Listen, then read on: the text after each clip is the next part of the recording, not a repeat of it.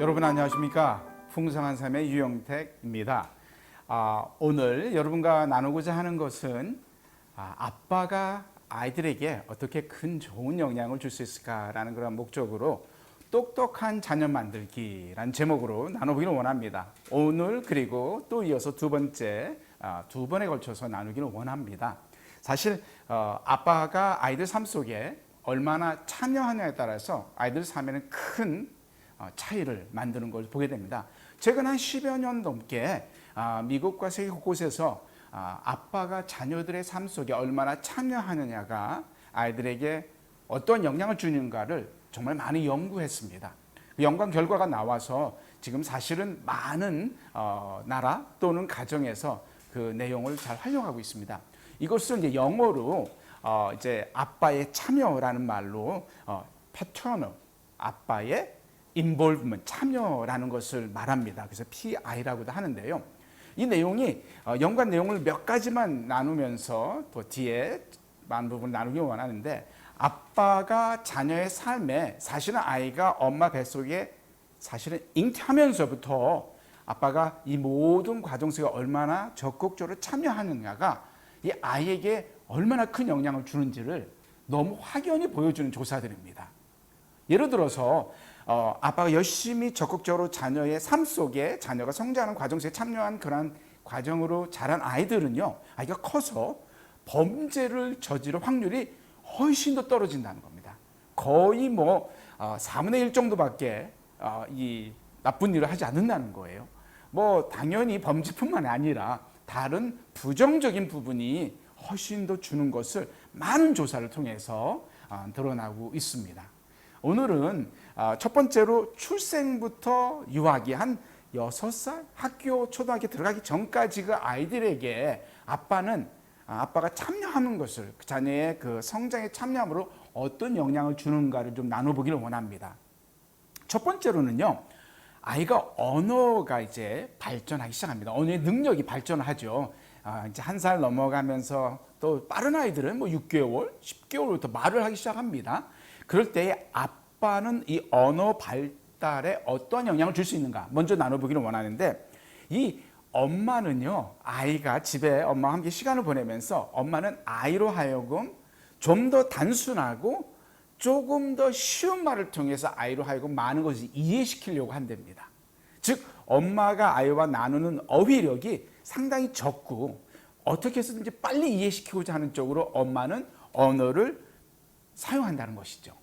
그래서 엄마가 하는 표현이나 또는 그 표현하는 방법의 차이가 아빠 하는 거하고 다르다는 거예요. 하지만은 많은 시간을 보내지 않을지라도 아빠는 아이하고 만나서 할 때에 상당히 많은 부분에서 꼭 아이 주관적인 게 아니라 아이를 위한 쪽보다는 아빠가 원하는 대로 편하게 얘기를 한다는 거예요.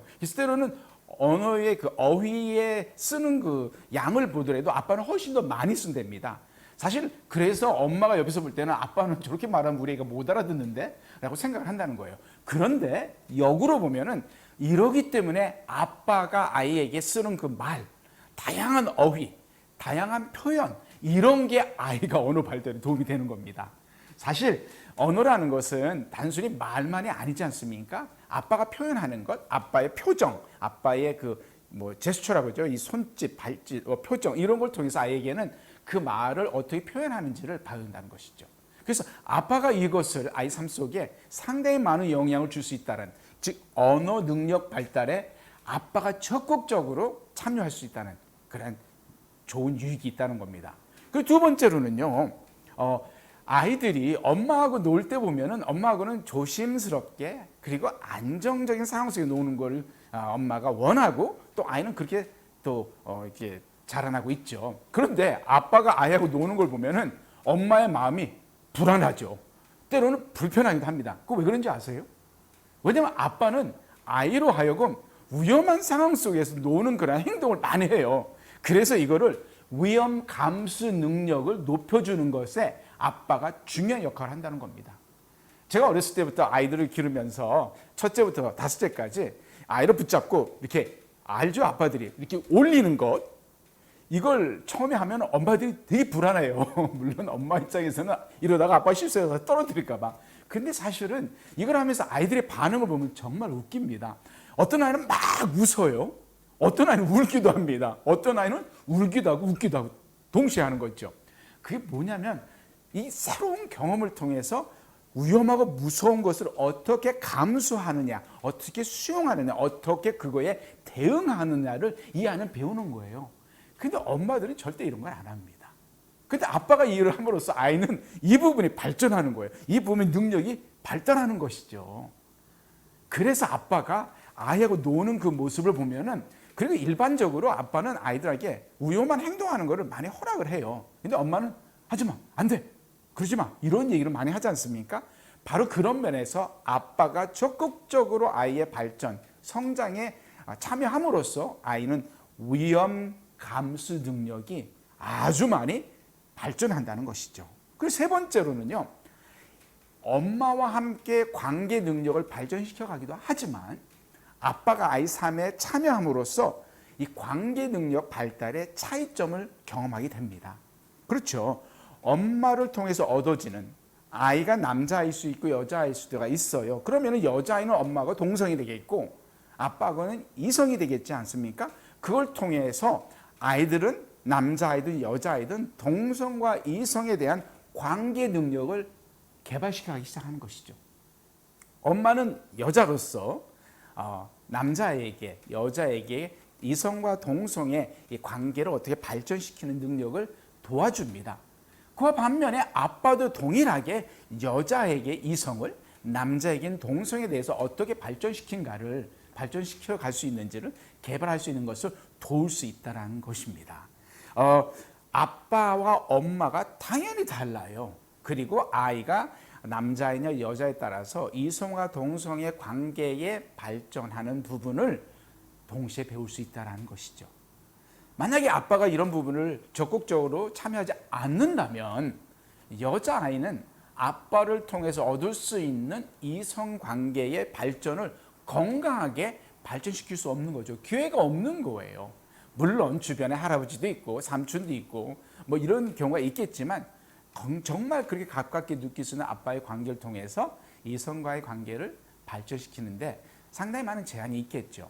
그리고 또 남자의 경우에는 아빠하고 관계가 동성의 관계이지 않습니까? 얼마나 멋지고 행복하고 즐겁게 동성의 관계를 발전시킬 수 있는 것을 아빠를 통해서 배우는 것이죠. 그래요. 그래서 결국에는 아빠가 아이의 삶 속에서 동성과 이성의 관계 발전시키는 것을 배우게 된다는 것입니다. 그리고 마지막 네 번째로 아빠가 아이들 삶 속에는요, 어쨌든지 이 세상에서 가장 가깝고 가장 멋진 롤 모델이라는 것입니다. 그래요. 결국에는 아이들은 엄마와 시간을 많이 보낼지라도 하루에 짧은 시간일지라도 아빠를 보고 아빠를 따라하기 시작합니다. 여자아이도 그렇고요, 남자아이도 그래요. 그래서 여러분 기억나시는지 모르겠네요. 자녀를 길러보신 분들, 아니면 자녀 지금 있는 여자아이들한테도, 여자아이들은 너 누구하고 나중에 커서 시갈 거야? 그러면 첫 번째 반응이 아빠라고 그래요. 그렇죠? 이런 모습을 보면서도 아빠가 아이들이 얼마나 좋은 롤 모델인지, 관계를 통해서, 아빠의 참여의 관계를 통해서 이 모든 부분이 발전하게 되는 것입니다. 그럴 때에 이 건강한 관계로 무엇이 옳고 그른 이 판단하는 결정을 할 수 있게 되는 것이죠. 그래요. 때로는 우리가 뭐 완벽한 아빠의 그 롤 모델이 될 수도 없지만, 하지만 때로는 부족하고 넘어지는 부분까지도 아이들에게는 유익이 되고 모든 면에서 도움이 될 수 있다는 겁니다. 자, 네 가지를 아이들, 연령이 작은 아이들을 대상으로 한번 나눠봤습니다. 첫 번째로는 어휘 능력 발달, 그 다음에 두 번째는 위험 감수 능력, 세 번째는 관계 능력의 발달, 그리고 마지막으로 아빠가 할 수 있는 아름다운 롤 모델에 대한 것이었죠. 여러분, 아빠로서 한번 가정에서 1세부터 6세 정도 아이들에게 해보십시오. 아빠가 아이들 삶 속에 적극적으로 참여함으로써 아이는 똑똑하고 건강한 자녀가 될 수 있다는 것입니다. 여러분, 혹시 아내가 이걸 보신다면 남편들에게 이러한 부분을 나누면서 이런 부분을 어떻게 아이들 삶 속에 적용할 수 있는지를 나눠보는 게 좋을 것 같습니다. 마지막으로 꼭 말씀드리고 싶은 거는 아빠의 방법, 엄마의 방법, 아빠의 관점, 엄마의 관점이 다르다는 것을 서로 인정해야 됩니다. 많은 부부가 이 다르기 때문에 갈등이 생기고 어려워하고 때로는 엄마가 아빠에게 이런 기회를 주지 않는 경우도 있는데 그것은 결코 지혜로운 게 아니라는 것을 오늘 다시 한번 여러분에게 말씀드리고 싶습니다. 그래요. 우리 아빠들 열심히 아이들 삶 속에 참여함으로써 똑똑하고 건강한 아이들 한번 길러봅시다. 여기까지 풍성한 삶의 유영택이었습니다.